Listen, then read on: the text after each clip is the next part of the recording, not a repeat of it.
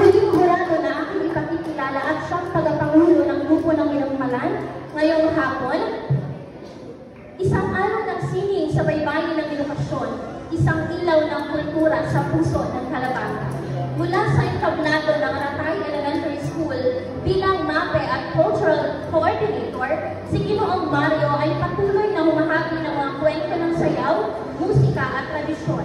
Kasapi ng pagsali ang samahan ng mga MAPE Coordinator sa Calabanga, siya ay tagapagtaguyod ng sining na may puso at layunin. Bilang dating Pangulo ng Sambit ng Central People's State University of Agriculture at kasalukuyang Board of Director ng Sambit Alumni Association, pinanday niya ang landas ng kabataang alagad ng sining. Isa siyang kinikilalang cultural ambassador na nagdala ng galing ng Bicol sa pambansang entablado ng Philippine Normal University sa Maynila sa larangan ng katutubong sayaw. Siya ay tagapayo ng Civil Performing Arts Guild.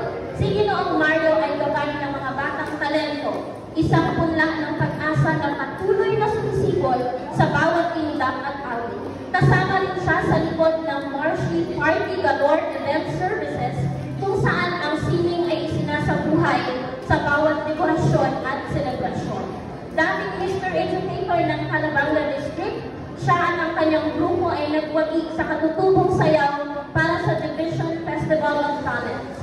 Itinampok siya sa isa sa mga segment ng Rise and Shine Pilipinas morning show sa PTV Channel 4 bilang isang creative classroom teacher bilang bahagi ng pagdiriwang ng World Teachers Day na ipinalabas noong 5 ng Oktubre 2023.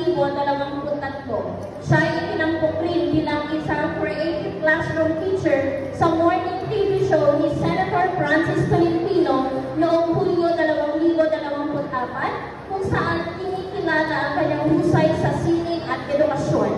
Sa Division Level Festival of Talents, siya ay nagwagi bilang coach sa folk dance at dance sport, isang patunay ng kanyang dedikasyon sa paghubog ng talento.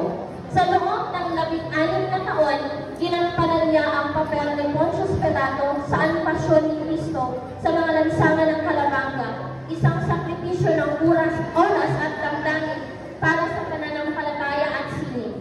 Sa digital na mundo, kinikilala siya bilang Sir Box TV, isang teacher vlogger, theater artist, dance choreographer, event stylist at content creator na may mahigit 450,000 followers, isang tingin ng sining na umaabot sa libu-libong puso. Tunay nga isang karangalang makasama natin ngayong hapon ang isa sa mga iginagalang ng miyembro ng grupo ng Minamhalan at siya